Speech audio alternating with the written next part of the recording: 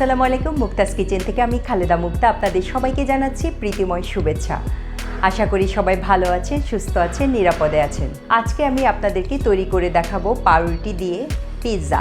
এটা বিকেলের একটা নাস্তা এবং খুব ঝটপট রেসিপি। আশা করি আপনাদের ভিডিওটা ভালো লাগবে, তাই ভিডিওটা না টেনে পুরো ভিডিওটা জুড়েই আমার সাথে থাকবেন।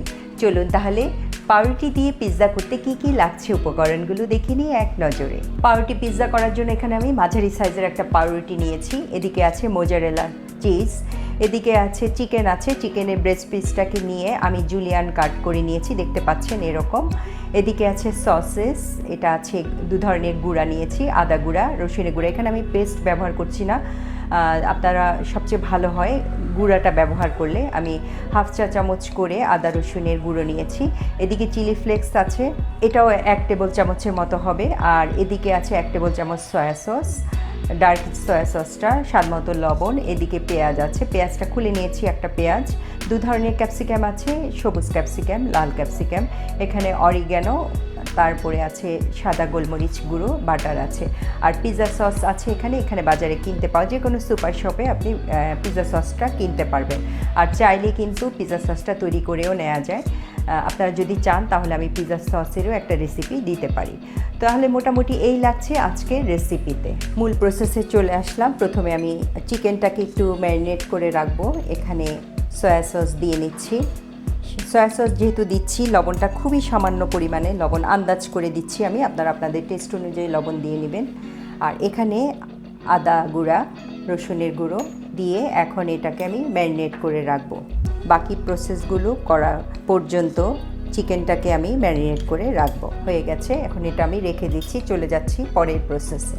এখন যেটা আমি করব, চিকেনটাকে একটু ভেজে নিব, সেই জন্য আমি বাটার দিয়ে নিচ্ছি। বাটারটা ব্যবহার করার চেষ্টা করবেন বন্ধুরা, তাহলে কিন্তু খেতে ভালো লাগবে বেশি। আগুনটা একেবারেই মিডিয়াম ফ্লেমে রাখতে হবে।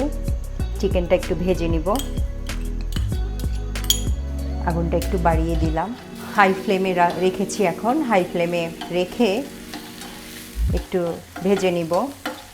বেশি ভাজতে হবে না, যেহেতু ম্যারিনেট করে রেখেছিলাম, 3-4 মিনিট ভাজলেই হয়ে যাবে। আর হাই ফ্লেমে দিয়েছি এই কারণে, তাহলে চিকেন থেকে কোনো পানি বের হবে না। পানি বের হয়ে গেলে কিন্তু আর খেতে ভালো লাগে না, সেই জন্য হাই ফ্লেমে রেখে করার চেষ্টা করবেন বন্ধুরা। হয়ে গেছে 3-4 মিনিট। এখন এটাকে আমি একটা সাইড করে, এখন চুলার আগুনটাকে মিডিয়াম রাখবো। একটা সাইড করে এখন ভেজিটেবলগুলো দিয়ে নিচ্ছি। ভেজিটেবলগুলো কাঁচাও কিন্তু দেয়া যায়, কিন্তু কাঁচার ফ্লেভারটা আমার কাছে ভালো লাগে না, সেই জন্য আমি একটু সটে করে নেই। আপনারা চাইলে কিন্তু কাঁচাও দিতে পারেন, কিন্তু কাঁচাটা আমার কাছে অত ভালো লাগে না, সেই জন্য আমি একটু সটে করে নেই। 30 থেকে 40 সেকেন্ডের মতো সটে করে নিয়ে নিলে হবে। সসেসগুলো দিয়ে নিচ্ছি একবারে। 30 থেকে 40 সেকেন্ডের মতো হয়ে গেছে। এখন আমি চুলার আগুনটাকে নিভিয়ে বাকি প্রিপারেশানে চলে যাচ্ছি। এখন যেটা করব, পাউরুটিগুলোর কিনারগুলো ফেলে নিব একটা নাইফের সাহায্যে। কিনারগুলো ফেলে নিচ্ছি, সবগুলো করে নিচ্ছি একবারে।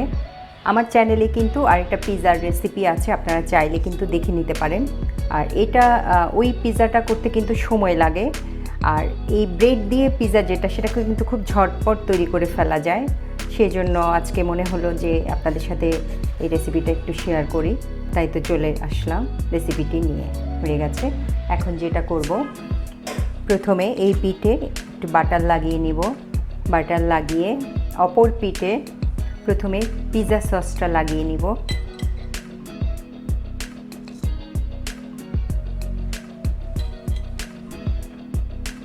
তারপরে দিয়ে নিচ্ছি চিকেন, এরপরে দিয়ে দিচ্ছি সসেস। টপিংটা আপনি আপনার পছন্দ মতো সাজাতে পারেন। আমি এখানে আমার বাচ্চারা যে টপিংগুলো পছন্দ করে আমি ওগুলো রেখেছি। তারপরে দিয়ে নিচ্ছি ক্যাপসিকাম, সাথে যেটা সটে করে রেখেছিলাম ক্যাপসিকাম, তারপরে হলো পেঁয়াজ দিয়ে নিলাম। এরপরে উপরে দিয়ে নিচ্ছি চিলি ফ্লেক্স, অরিগ্যানো দিয়ে নিচ্ছি, একটু গোলমরিচের গুঁড়ো দিয়ে নিচ্ছি, খুবই সামান্য। আর যেটা করব, মোজারেলা চিজ। দেখতে পাচ্ছেন এই যে এরকম করে আমি সাজিয়েছি। এরকম করে সাজিয়েছি। এখন বাকি ব্রেডগুলোকে আমি একইভাবে করে নিচ্ছি। বন্ধুরা দেখতে পাচ্ছেন যে এই যে এভাবে আমি তৈরি করে নিয়েছি ব্রেড দিয়ে পিৎজা। এখন যেটা আমি করব, এটাকে আমি একটু চুলায় দিব। চলে যাচ্ছি চুলায়, প্যানটা বসিয়ে দিলাম, আগুনটা ধরিয়ে দিচ্ছি। আগুনটা কিন্তু একেবারে মিডিয়াম ফ্লেমে রাখতে হবে, কোনোভাবে আগুন বাড়িয়ে দেওয়া যাবে না।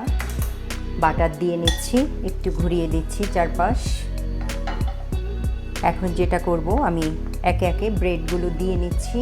চুলার আগুনটা কিন্তু একেবারে মিডিয়াম ফ্লেমে রাখতে হবে বন্ধুরা, তা না হলে কিন্তু পুড়ে যাবে।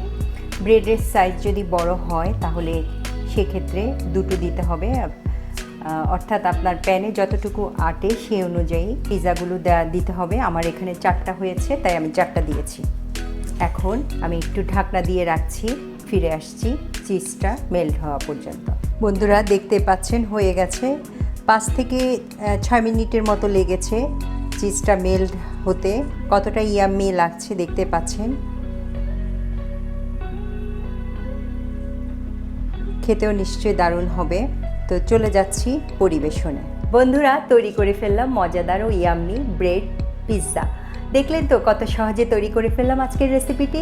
আজকের রেসিপিটি যদি আপনাদের ভালো লেগে থাকে অবশ্যই একটা লাইক কমেন্ট করে আমার পাশে থাকবেন। আর যারা আমার চ্যানেলে নতুন তারা সাবস্ক্রাইব করে নেবেন এবং পাশে যে বেল আইকনটা আছে ওটা চাপ দিয়ে রেখেন, তাহলে আমার নতুন নতুন রেসিপিগুলো আপনাদের কাছে পৌঁছে যাবে। তো আজকে এই পর্যন্তই। সবাই খুব খুব ভালো থাকবেন, আমার জন্য দোয়া করবেন, আমার পরিবারের জন্য দোয়া করবেন। এতক্ষণ আমার সাথে থাকার জন্য সবাইকে অসংখ্য ধন্যবাদ।